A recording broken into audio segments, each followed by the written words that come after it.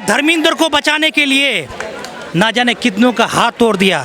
मैं वहीं पर मौजूद था, सुबह 5 बजे से लेके यहीं पर मैं मौजूद था।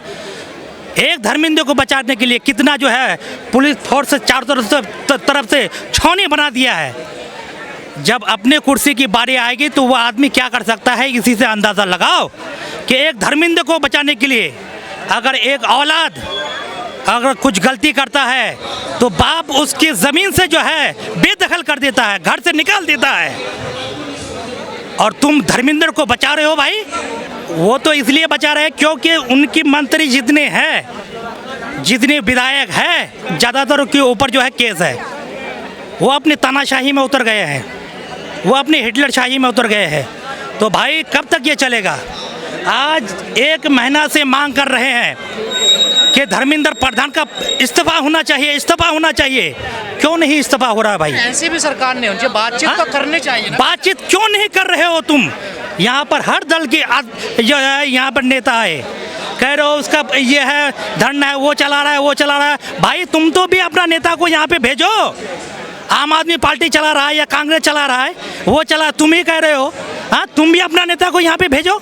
ऐसे क्यों बोल रहे हो भाई वहाँ पे कि ये चला रहा है, वो चला रहा है?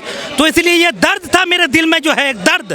हाँ, डंडा से मार रहा है भाई। वो गुंडे कहाँ से गुंडे को मंगाए थे जो सिविल ड्रेस में थे? क्यों नहीं उसको जेल के अंदर डाला? ये गोदी मीडिया क्यों नहीं दिखा रहा है उनको? उनको भी दिखाओ कि वो कहाँ से आए।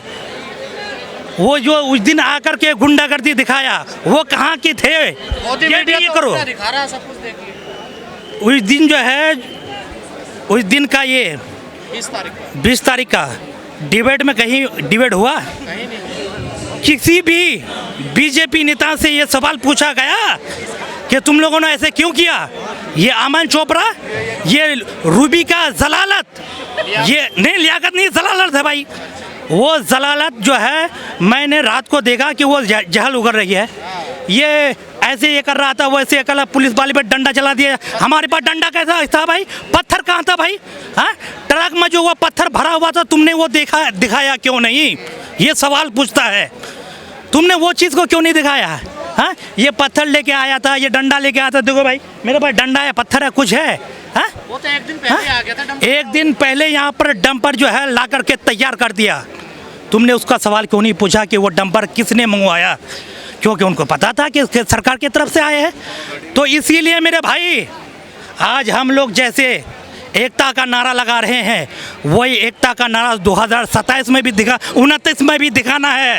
एकता का नारा 29 में भी दिखाना है, और यूपी में भी दिखाना है, पंजाब में भी दिखाना है, ताकि इनको पता चलेगा कि जुल्म जो है ज़्यादा देर तक अब हमारा टिकने वाला नहीं है। जब तक सरकार हमारी समस्या नहीं सुनेगी, समाधान नहीं करेगी, हम यहीं पे डटे रहेंगे।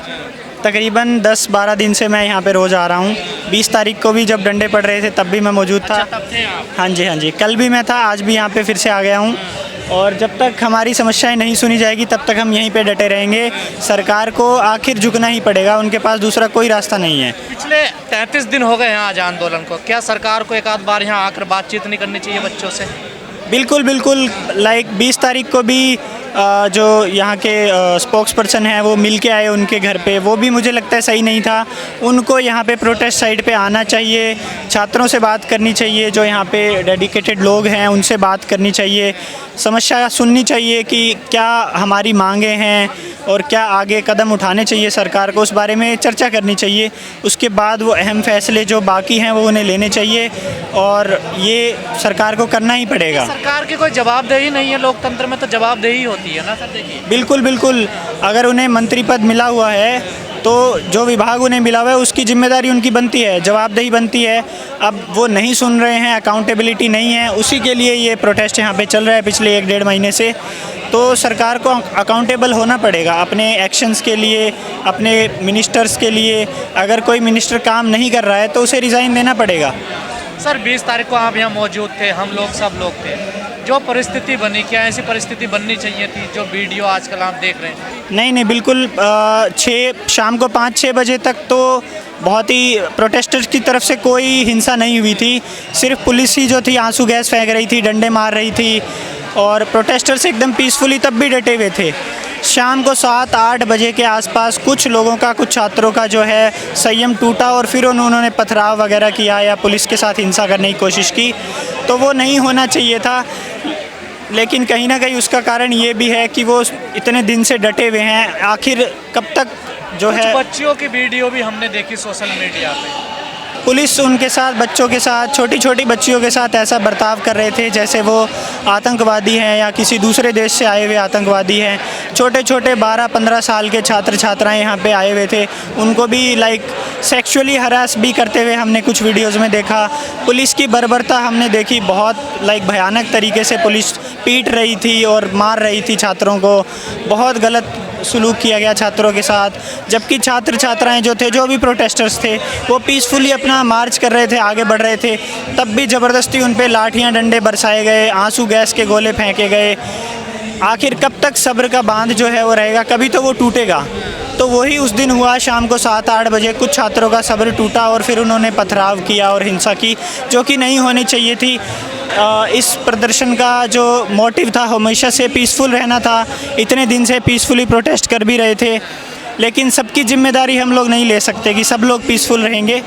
तो लेकिन सरकार की भी जवाबदेही बनती है, पुलिस की बहुत बड़ी एक अहम जवाबदेही बनती है कि क्यों छात्रों पे इस तरीके से हिंसा की गई। सुबह से छात्र 12 बजे से डंडे खाते रहे, शाम को 7 बजे तक किसी ने सामने से हमला नहीं किया। तो भी एक सवाल पुलिस प्रशासन पे भी उठता है कि चलो आपको ऑर्डर मिले होंगे ऊपर से कि आपको बल का प्रयोग करना है, लेकिन आप किस तरीके से बल का प्रयोग कर रहे हैं। आप सेक्सुअली हरेस कर रहे हैं बच्चियों को, आप सर में डंडे मार रहे हैं, उनके खून हो गए, एकदम लथपथ हो गए हैं खून से, सर फूटे बहुत लोगों के। तो ये पुलिस का भी एक वो रवैया दिखता है कि किस तरीके से वो बर्बरता लोगों पे दिखा रहे थे, पीट रहे थे बहुत ही गंदे तरीके से। सरकार अनसुनी क्यों कर रही है? क्या घमंड में है सरकार, या बहुमत का उसको एक घमंड है कि हमको वोट तो मिल ही जाता है चाहे कोई कुछ भी करे? क्या ये भी सरकार में कहीं ना कहीं इस सरकार में अकाउंटेबिलिटी की कमी हमें हमेशा से दिखती है कि अभी तक 12-13 सालों की सरकार इनकी हो गई है, किसी भी मिनिस्टर से अभी तक कोई इस्तीफ़ा किसी भी विभाग में नहीं लिया गया है, चाहे वो एजुकेशन का सेक्टर हो या कोई दूसरे सेक्टर जितने भी हो, फाइनेंस हो, चाहे रोड ट्रांसपोर्ट हो, चाहे पेट्रोलियम में अभी हम देख रहे हैं। तो कोई इनकी जो सरकार है वो इस तरीके की है कि हम ही हम हैं, हम जनता की नहीं सुनने वाले, चाहे कुछ भी हो। 2020 इस्तीफे को लेकर राजनाथ सिंह ने कहा था कि हमारे यहाँ इस्तीफे तो नहीं होते हैं। नहीं, इस्तीफे देने पड़ेंगे ना, आप जनता ने आपको चुनकर भेजा है, आपके पास पावर है, लेकिन जनता की पावर है वो आपसे ज़्यादा है। आपको जो पावर मिली है वो जनता ने आपको दी है, तो जनता की बात आपको सुननी पड़ेगी आखिरकार। कब तक आप ऐसे चुप्पी साध के रखेंगे? डायलॉग करती हैं, बातें करती हैं। बिल्कुल बिल्कुल, बात करने का यहाँ पे अभी तक हम देख पा रहे हैं कि कोई भी डायलॉग जो है यहाँ पे नहीं हुआ है, 1 महीने से ऊपर हो गया है। क्या उन्हें आकर के यहाँ सोनम जी से बात नहीं करनी चाहिए थी? आके वो एक दिन आए और उनको उठा करके लेकर डिटेन करके सफदरजंग हॉस्पिटल में उन्हें रखा हुआ है, अभी तक उनका अनशन वहाँ भी जारी है कोई, लेकिन उनके साथ डायलॉग नहीं किया गया। सरकार की तरफ से कोई भी नहीं आया, सरकार की तरफ से यहाँ सिर्फ पुलिस है जो डंडे बरसाने का काम करती है। क्या लगता है सर, जो बच्चे मांग रहे हैं कोई गलत मांग कर रहे हैं क्या? वो शिक्षा में ही तो सुधार की बात कर रहे हैं। बिल्कुल बिल्कुल, यहाँ पे आम लोग भी बहुत सारे यहाँ पे आए हुए हैं बच्चों के समर्थन में, क्योंकि ये मांगी जायज़ है। शिक्षा और स्वास्थ्य 2 सबसे मूलभूत सुविधाएं होती है जो सरकार को अपनी जनता को देनी चाहिए। तो शिक्षा के लिए ये हमने बहुत समय के बाद कोई प्रदर्शन या प्रोटेस्ट इतना बड़ा इस लेवल का हमने देखा है। छोटे छोटे प्रदर्शन होते रहे हैं, बट इस लेवल का एक प्रदर्शन अगर शिक्षा के लिए हमारे देश में हो रहा है तो ये एक बहुत अच्छी बात भी मैं मानता हूँ, और सरकार को इस पे गौर करनी चाहिए। शिक्षा जो सुविधाएं हैं उनको बेहतर करना चाहिए। लेकिन 20 तारीख को जो भीड़ देखी मैंने पिछले 2014 के बाद इतनी बड़ी भीड़ नहीं देखी, क्या वाकई में युवाओं में आक्रोश है लेकर सरकार? बिल्कुल बिल्कुल, युवा जो है अभी जेन जी जिसे हम कहते हैं, उनका प्रोटेस्ट करने का तरीका भी अलग है थोड़ा। वो मीम्स बनाते हैं, जो पोस्टर्स भी हमने देखे उन पे भी थोड़े फ़नी चीज़ें लिखी हुई थी, बट फिर भी प्रोटेस्ट करना उनका दायित्व है, उनका हक है। तो एक काफ़ी समय के बाद अगर हम देख रहे हैं लोग इकट्ठा हुए हैं तो इसे एक अच्छी चीज़ हमें देखनी। सरकार को सीख लेगी सामने? इस बारे में तो कुछ भी नहीं कह सकते। मैं 2020-21 के किसान आंदोलन में भी मौजूद था, तब भी सरकार ने बहुत मुश्किलों के बाद इतनी 700 लोगों की जानें चली गई, उसके बाद उन्होंने कुछ सुना। तो अभी यहाँ पे इतनी जल्दी तो कुछ भी कह पाना मुश्किल है कि सरकार सुनेगी। मीडिया के रवैये को आप कैसे देखते हैं? मीडिया जैसे कि मैं यहाँ पे इतने दिन से देख रहा हूँ, मेन स्ट्रीम मीडिया तो कल परसों से पहले कोई मेन स्ट्रीम मीडिया यहाँ पे मौजूद ही नहीं था। परसों के बाद से ही मेन स्ट्रीम मीडिया थोड़ा बहुत आना शुरू हुआ है। उनको भी यहाँ पे आने नहीं देते क्योंकि वो अपना नैरेटिव पुश करते हैं।